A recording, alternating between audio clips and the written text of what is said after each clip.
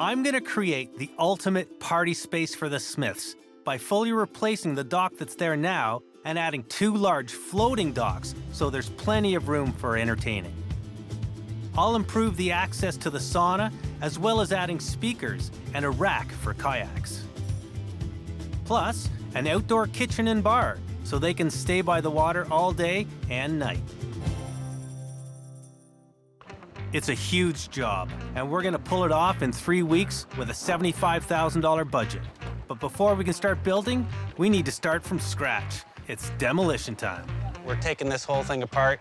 You guys can have fun, just... Demo. Demo! One of the nice things about these old docks, though, in my experience, and I'm sure in this one especially, is that there's gonna be treasure under there. Steven's been tripping over this thing for 20 years, pockets flying out, change everywhere. I have a feeling there's treasure under there.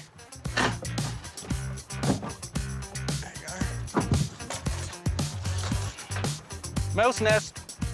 Sorry, buddy, you're losing your home.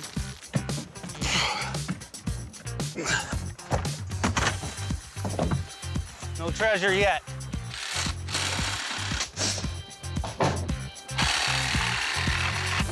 As we get down to the foundation, my crew discovers that the Smiths need this new dock even more than they realized. Wow.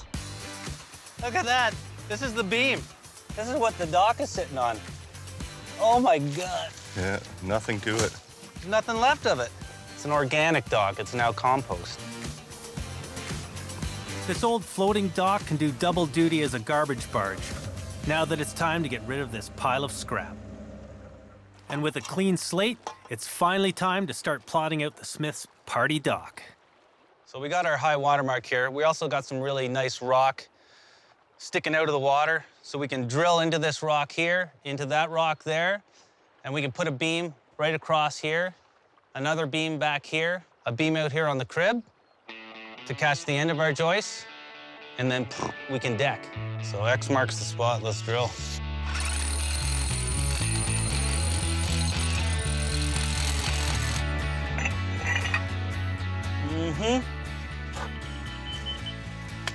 Only perfect, guys. Beautiful. Let her set. All right, this looks like a nice flat spot. We can laminate the beam. Bit of an angle, but at least we'll have a straight beam. Oh, that's pretty straight. I'll keep it. So I'm just making a beam here.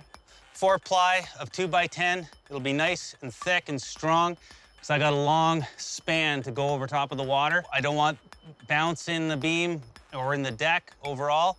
So nice, big, fat, heavy-duty beam. Want to mark out my 16s?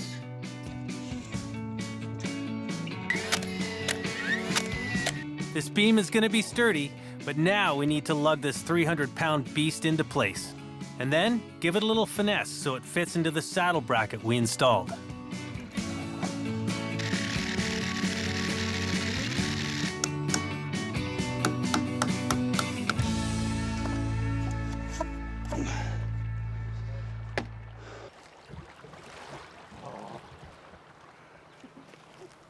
After we place our second beam, we can start laying in our joists. Then we'll be ready to put on the deck boards. But after a good night's sleep, I've taken another look.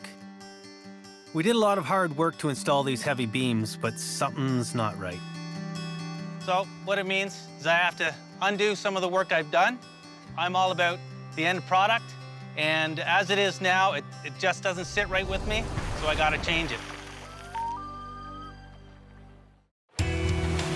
The Smiths Island cabin has a massive network of docks that's falling apart.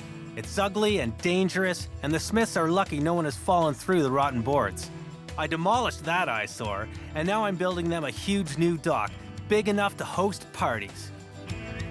But as soon as I laid in the main beams, I realized that I'd missed an opportunity to add a kayak ramp. With only 3 weeks to complete this huge project, this change is gonna set us back.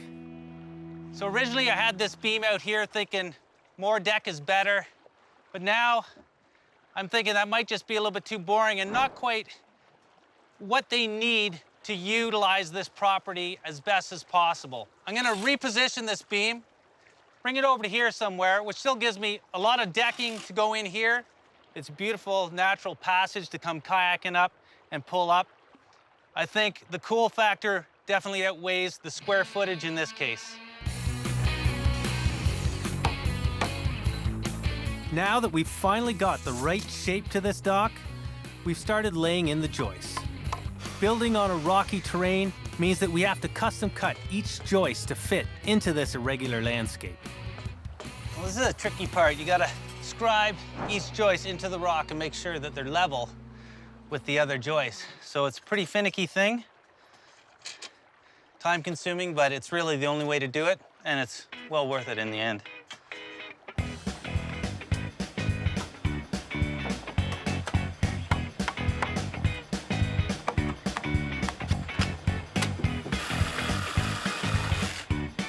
Getting close.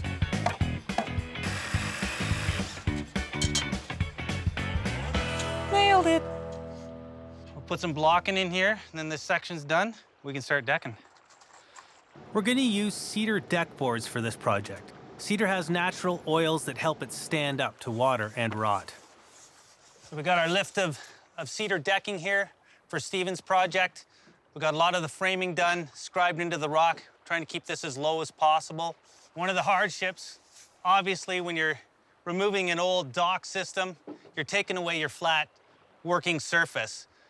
Last few days, we've just been up to our knees in water. So now that we've got the basic framing structure of the dock done, we're gonna lay out as many boards as we can just to give ourselves a nice surface. We can work, we can store, and we can keep on going. Only a couple hundred more boards to go, Rob. Perfect.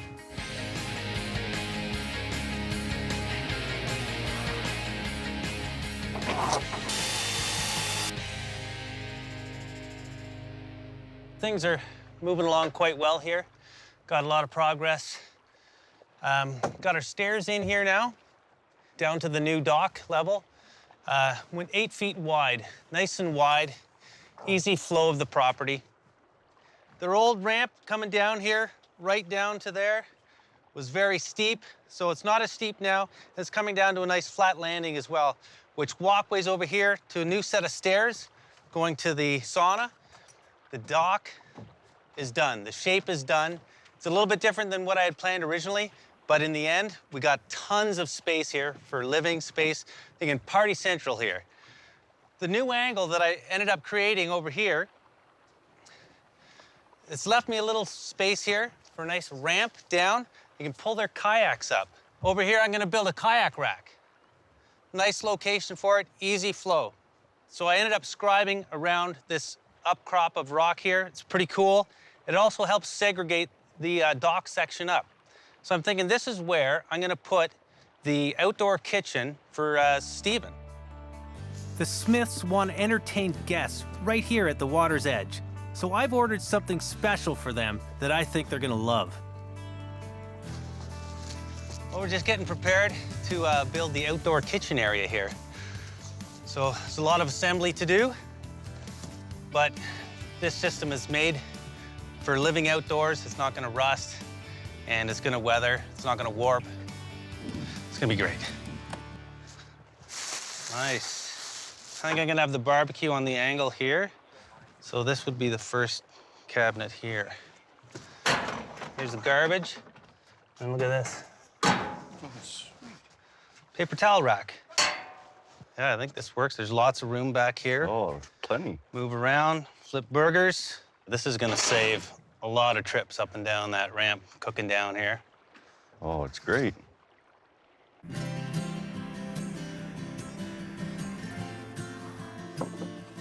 After working on a kayak rack for Steve, it's time to put the finishing touches on the outdoor kitchen.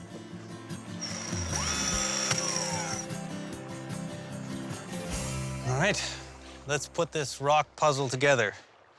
You want to start on the bottom or the top? That's where I'd like to start. But... Yep, push.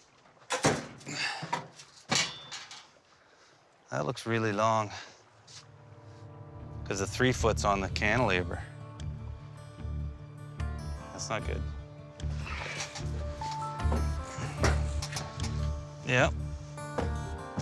That's the way it should go. And look at this. See this nice clean line here? They butt together perfect.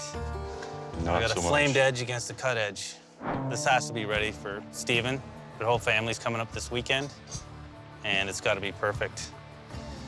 And this is throwing a real wrench into that happening. The Smiths dream of lounging, eating, and dancing by their waterfront. I'm building them a huge new dock that includes an outdoor kitchen. But I discovered that the stone countertop wasn't cut correctly. I've ordered a replacement countertop, and in the meantime, I need to replace their floating docks. I lost time at the start of this project when I changed the design of the dock. So I'm going to get back on schedule by having the Smiths floating docks built by one of my suppliers. It frees my time up to focus on the land portion of the build. And I know that these guys, this is what they do. They build floating docks. Rob knows everything there is to know about floating docks. He's been building them for decades. How high is the deck off the water? It's probably about 16 inches Off the water? off the water. Let's say an 8x8 aluminum ramp Yeah. to your 10x20 or 12x20 or whatever you want floating docks. Yeah. Not a problem. We can provide. Best advice I can give you as a dock builder is whatever dock you buy is keeping your wooden hardware out of the water. It's just maintenance free. Well, I'm pretty sure Steven's looking forward to maintenance free because all he has now is rot and rust. So You're getting a good width. With a floating dock, you always get movement. And with a 6-foot wide, you get a lot of movement. With 8-foot wide, you get a little bit of movement. With 10-foot wide, it's a deck on the water. It's Yeah. very stable. these docks are great. I love them. So basically what I need is I'm looking for, I guess, 2 10x20s or 12x20s Okay. with 8x8 ramps. Yep. And the whole system is just nice and stable. Yes, absolutely. It'll work out beautifully. At 10 foot's beautifully stable. Okay, awesome. The wonderful thing with outsourcing part of a project, you don't have to build it yourself. Like magic, the Smiths' new floating docks are here and ready to be installed. Well, this was easy. I connected the ramps up earlier, which is great. They have these individual floaters on them, which help support the ramp and also helps level out the dock here so it's not sinking down at one end all the time from the weight of the ramp itself. This is great. Steven will be able to do this himself. Or he can invite me over for a barbecue and get a helping hand. I'm relieved to have the docks installed, but there's still a ton of details to take care of before Steve arrives. We've only got one more day, and I need to make sure that everything is perfect by the time Steve gets here.